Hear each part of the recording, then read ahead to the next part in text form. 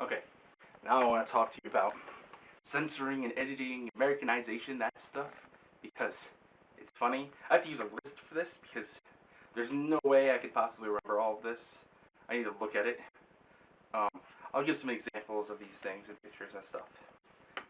Um, it's not too bad. Just name changes, basically, and a weird change of song, which makes sense because they wanted to have an American song, an English song, not a Japanese song. But the change was from this nice, sweet Japanese lullaby to America the Brave. And of all people, it's sung by Rain to Chimney. It's weird. I can't tell you the context. The context would be kind of spoilery, but yeah, it's weird. But yeah, mostly it was a lot of name changes, like Don't Want Heck gets Burning Gundam, which was called God Gundam. Then we have the Dark Gundam, which was the Devil Gundam, and instead of having the Dark Army, it was the Death Army, which is really cool. It was the Death Army. And then we had Gundam Heaven's Sword became Raven Gundam, which, okay. All these, they kind of make sense because they wanted to get the religious connotations out for a kid's show. It's understandable. They're somewhat silly, but it's understandable. And there was Tequila Gundam, which became Spike Gundam. Yeah, they took that because of the alcohol reference, obviously. But I'm gonna, whenever something's absurd, just Tequila Gundam. Yeah. Then Lumber Gundam became Grizzly Gundam. There was, I really don't know. John Bull Gundam to Royal Gundam, sure. Pharaoh Gundam to Mummy Gundam, bye. Minaret Gundam to Scythe Gundam, sure, I guess. Spiegel to Shadow Gundam. Shadow's cooler, I gotta say. Another Gundam became the Hurricane Gundam. That's the windmill one. Sure. Then why? Oh, why? They went. The Noble Gundam became the Noble Gundam. That's like, it was spelled originally like Nobel, like Nobel Prize, and then it became Noble. It was just pronounced the same way. It is what it is. There are just some weird changes. I don't think that's all of them, but that's just a good little taste. There's some weird censoring issues, name changes. They're actually pretty entertaining. None of them really distract from the show, so it's not that bad. Next, I'd like to talk a bit about the mecha and the mecha design for this show.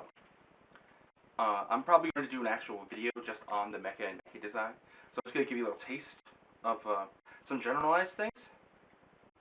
For first part, these are quite literally, they're super robots. They're not really real robots. There are real robot elements, but they're super robots. They have ridiculously awesome, super special attacks, and they're not. The technological aspects are very much talked about, but they're a little bit weird. They're controlled with the motion trace system, which is really cool. They read the motions of the people in them, who wear a special like skin tight suit that's really uncomfortable to watch them put on, and apparently can break bones of people who don't know how to use them, which makes the fact that Rain uses it all that much cooler. However, there are other ways of controlling them. We have the military robots, which are controlled traditionally, cockpits. But then we have George Hassan's butler uses a training robot that's controlled with a steering wheel and seems to be like a diesel robot. It's weird. And then there's regular like construction robots too. Many of the robots in this series, especially towards the later, were actually conceived by Imagawa himself. He conceived the main ideals of them, and they're pretty weird as you go on.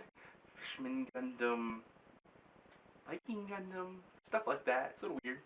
But there was two really cool Gundam designs There's the Asura Gundam and the Skull Gundam, which were designs that won a contest and were put in the show, which was pretty fantastic, I would think. Way of doing things. Who wouldn't want to see their own Gundam design in a show? Really? Your own Mecha design in a show? That's just awesome. The animation quality in the show, well, it varies. It's from '94. It doesn't hold up quite that great now, but it's really not bad. It really never gets really bad. Even the worst scenes really aren't that bad. However, the good scenes tend to be really, really good, and on average, it's pretty good. The backgrounds tend to be quite beautiful. The show actually did location scouting for some places, especially Hong Kong, and several places in Japan that were done by location scouting. I actually went to the places and looked at them and drew them to look like the real thing, which is really cool. Which it kind of wasn't that common of a thing to do in anime at the time. Then they also did location scouting through watching films, which I think is great, because then you don't have to actually go to the place, you just watch the movies and go, oh hey, that's what that looks like. Alright, I can draw that. It's just so funny to me. However, the stock footage. My god, the stock footage. There is so much stock footage. It gets out of hand. You think the openings are just the openings?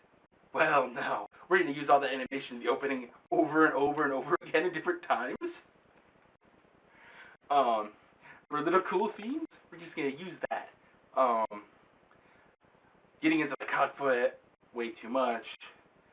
Done over and over. Super mode transformations tend to be exactly the same, you know. However, when it needs to be good, it's really good. And sometimes there's stock footage, and you don't really notice it's stock footage because it's altered a bit. They use the stock footage as a base, I would say. Yeah, there's a lot of stock footage. A lot. But considering the time and the fact that they probably didn't have that big of a budget and how long it takes to make anime, it's forgivable. And sometimes when there's just a bunch of stock footage, it's just funny. So, I'll take it as it is. But it's okay. It's okay. The music for this show is awesome, I must say. It is really awesome. It's really good. It's a lot of fully orchestrated parts. Some pieces aren't fully orchestrated, but they're still really good. There's a lot of emotion in the music. It's always fitting to the scene. It's a soundtrack that really fits the anime. You wouldn't necessarily think that because it's such a hot-blooded anime that fully orchestrated things would necessarily work all the time. But no, they're really good, and the ones for the evil bad guys have the really brooding sound to them, and it's really beautiful. Now, the openings are really fun. Just, they're anime openings. They're fun, but they're not particularly stand out to me. The endings, on the other hand, are a little weird to me. Really sort of like lullabies and love stories sort of endings, but they make sense in context, and they really make a lot of sense for the time period. I like them. They're real nice. I wouldn't say I would listen to it all the time. The rest of the soundtrack I'd probably listen to all the time if I have reason to listen to things. I have actually been listening to it quite a bit. It's really good. Also today I have with me both of the boxes of the Anime Legends edition of G Gundam. So I'm going to talk about the extras that are on them. We have trailers. Of course, there's trailers. Then we have the G files, 1 through 12, I believe, and they are interviews with the director Imiyawa about a lot of fun things. Some are very spoilery. Don't read them until you're done with that disc. Otherwise, you'll have very many spoilers. If you have it on DVD. I know most of you will not. You will probably just pirate it. Whatever. also, I think, available some places for free online. Nah, I don't really know. But they're really interesting interviews. You learn a lot about what's going on in the series and why some choices were made for the series. Also, they have pretty good, interesting menus. The episode selection has like maps to different locations around the world and stuff. Most of the time, has little clips of the episodes in the front. It feels good. They're pretty good. I like them.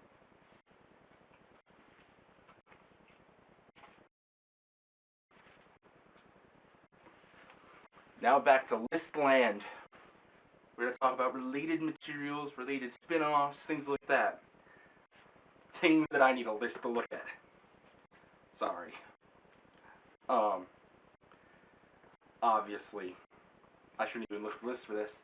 There's other Gundam shows. However, less so than most Gundam is it related to other Gundam shows. Because this thing, it's not related to any other Gundam shows, other than the fact that it's a Gundam anime. Sadly, there's no sequel anime. That'd be awesome. But we do have the original G Gundam manga, which most people didn't like. It was apparently kind of weird.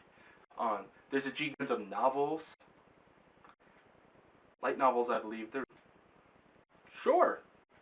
Then we have the 7th Fight manga, which talks about the 7th Gundam fight, and it stars the Undefeated of the East, Master Asia. I don't believe he was Master Asia at that time, though. He's just the Undefeated East, Tohu Fugai. As he was fighting in his Gundam at that time for Neo Japan. And it talks about the events surrounding the 7th Gundam fight, which was a weird Gundam fight, apparently. And about how he became the King of Hearts. Then we have the Flying Dragon Legend. The Flying Dragon Legend, which is a side story about Saishi and how he learned his super awesome special attack. You'll see it when you watch it. Then we have 3 side stories featuring Domon: the Tower of Death, Revenge of J Gundam, Edge of Gunsmoke. They're just side stories. Don't really have much to say about them. Then there's the Next Generation manga, which is a manga that is kind of the 14th Gundam fight. Nobody's translated in English, so I don't really know that much about it, but I know Domon's in it. It's supposed to be about the 14th Gundam fight. I'd like to read it. If I find it, I'd like to read it really badly. And then the other thing I'd like to read really badly is Superclass G Gundam manga, which is an expanded retelling of the series. Which, of course, I want to watch that. Of course, I want to read that. Of course, I want to read that. It's super cool. Sadly, I haven't been able to find a translated version of that either. Oh well. Hopefully, eventually. Now, if you like this video, like it, subscribe to my channel. I'll have more videos.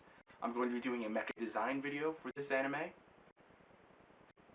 Talking about all different mech designs, because there's over like 70. This gotta have to be a separate video. So thank you for watching. Mighty Mecha Nerd out. Yay!